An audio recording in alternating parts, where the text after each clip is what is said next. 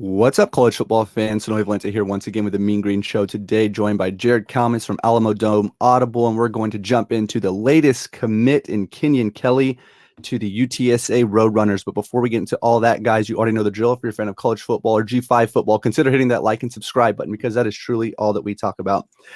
Okay, Jared, well, I appreciate you jumping on with me and just kind of want to get your take on UTSA's latest commit, highest rated commit in program history in safety, Kenyan Kelly.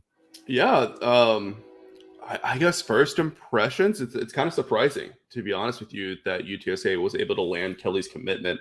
Not because he's the highest rated recruit in program history, because that's kind of been a constant under Jeff Traylor. Like every class he's had like 3 or 4 guys, kind of get into that top tier of recruits in program history or whatever. But it's more the position that he plays, because UTSA has really, really struggled in high school recruiting at the safety position under Jess Lepp, who's the defensive coordinator and safeties coach. So he's got some pretty solid guys that have come in, like from the transfer portal or JUCO additions and stuff like that. But for whatever reason, he hasn't really made a big splash recruiting at the high school level for safety. And earlier in this class, he landed a commitment from a guy named Jay Sean Johnson from Louisiana, who is really good. He doesn't have a 24/7 ranking yet. I think he's just as good, if not better, than Kenyan Kelly. Like I just told a friend this morning, gun to my head, I might take Jay Sean Johnson over Kenyan Kelly if I had to pick. Wow. So that was like, okay, like, maybe this high school recruiting at the safety position is kind of getting worked out.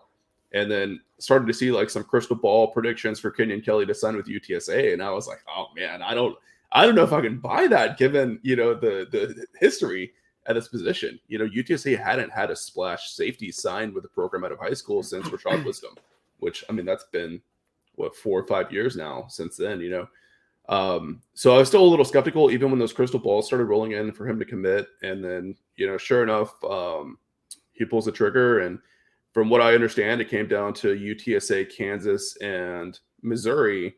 And he canceled his official visit with Kansas, which was surprising in and of itself. And then from what I've gathered reading Missouri message boards, it sounds like Missouri preferred another safety over Kenyan Kelly.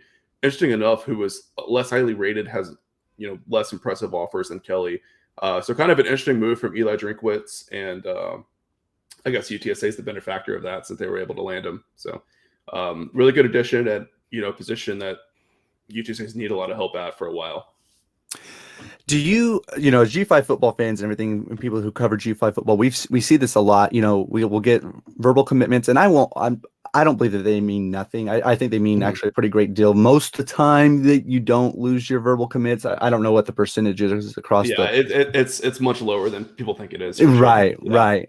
But nevertheless, I mean, it happens at all levels, but especially at G5. Yeah, and it goes both ways too, because sometimes people are really committed, and the coaching staff is like, "Hey, we need to do a little bit better here," right? Yep, exactly. In this case, though, do you feel more or less confident, being that he's already had these big Power 5 offers, and he's been on a few official visits to these Power 5 schools, and that he's still locked in with UTSA? Or are you still somewhat hesitant to fully buy into that come December he'll be on early signing day list, being that I'm sure some other Power 5s are going to take a second look or maybe a first time look for certain schools with him. But how do you feel on a confidence level of this becoming an actual signing from a verbal to official?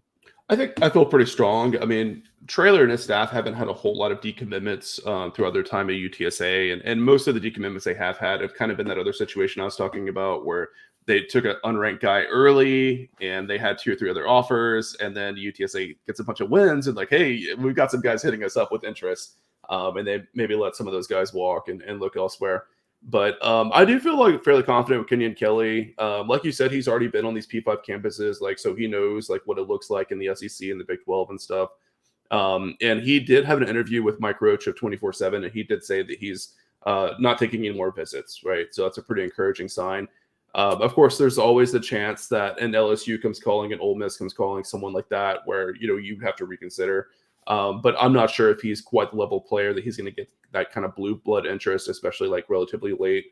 I say relatively late in the cycle, but I guess like December is still a ways away. But I would be a little bit surprised, if he did get a real blue blood offer. I don't think he's going to leave for like a low tier P5 or another G5 school.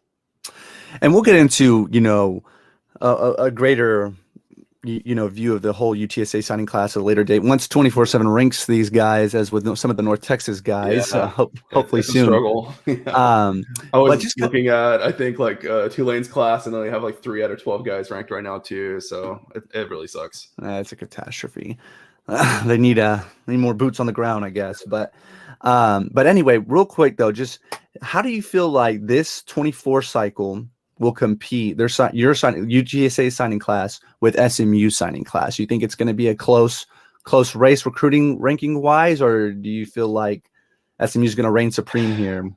It's really hard to compare the two programs because SMU is always so much more transfer portal heavy than UTSA, right? So it's almost like they have different objectives in their signing classes than um, UTSA like wants to build primarily through high school players and then pick up some portal guys, maybe like 6 to 10 that are going to fill some gaps on the roster based off guys that get injured or leave, go in the draft or whatever. So it's tough. I mean, I think like right now the guys that SMU has committed to the high school level, I think are a little bit better than what UTSA has right now, right? But at the end of the day, come February, I think it'll be really tough to compare the two just because they have very different approaches to how they recruit. Yeah, yeah. Well, all right, Jared. Anything else we need to touch on before we jump off here?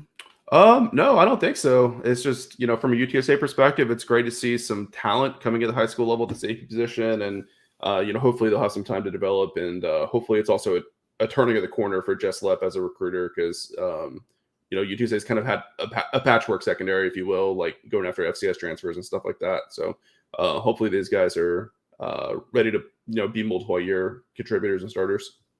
Yeah, awesome. All right. Well, thank you for your time, man. Yeah, thanks, Noe.